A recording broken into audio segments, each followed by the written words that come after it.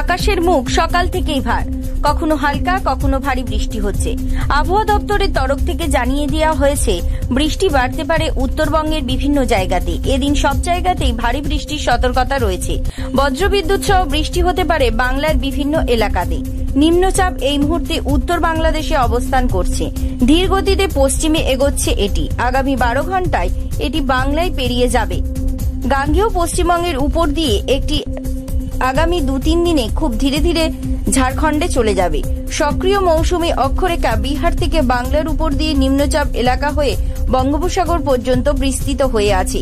মৌসুমী অক্ষরেখা শ্রী গঙ্গানগর, হিসার, আগ্রা, সাতনা, রাঁচির পর বাঁকুড়া হয়ে উত্তর বাংলাদেশ নিম্নচাপ এলাকা পর্যন্ত বিস্তৃত হয়েছে।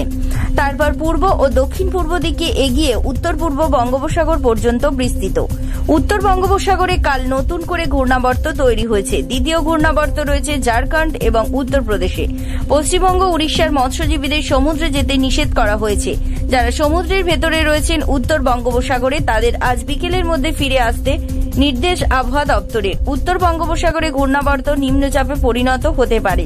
উত্তাল হবে সমুদ্র। 50 থেকে 60 কিলোমিটার গতিবেগে দমকা ঝোড়ো হাওয়া। ভারী বৃষ্টির সতর্কতা থাকবে উত্তর ও দক্ষিণ 24 পরগনা, পূর্ব ও পশ্চিম মেদিনীপুরে। বজ্রবিদ্যুৎ সহ বৃষ্টি, বিক্ষিপ্তভাবে হালকা বৃষ্টি হবে বলে বেশ কিছু জেলাতে জানা গিয়েছে। বৃষ্টি বেড়ে যাওয়ার সম্ভাবনা রয়েছে। সপ্তাহের শেষে ভারী বৃষ্টি হতে পারে। দক্ষিণ 24 পরগনা, পূর্ব পশ্চিম মেদিনীপুর, ঝাড়গ্রামে শুক্রবার ভারী বৃষ্টির সম্ভাবনা রয়েছে। কালিম্পং, আলিপুরদুয়ার এবং জলপাইগুড়িতে।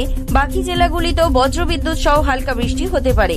কলকাতায় আংশিক মেঘলা আকাশ থাকবে, ঝমঝমিয়ে বৃষ্টির সম্ভাবনা। 2-1 পশলা হালকা থেকে মাঝারি বৃষ্টি হবে এমন পূর্বাভাস আছে। কাল থেকে বৃষ্টি বাড়বে। উইকেন্ডে বৃষ্টি বাড়তে পারে। ভারী বৃষ্টির সম্ভাবনা থাকবে বলে অনুমান আবহাওয়া দপ্তরের। ব্যুরো রিপোর্ট, জেলার বার্তা।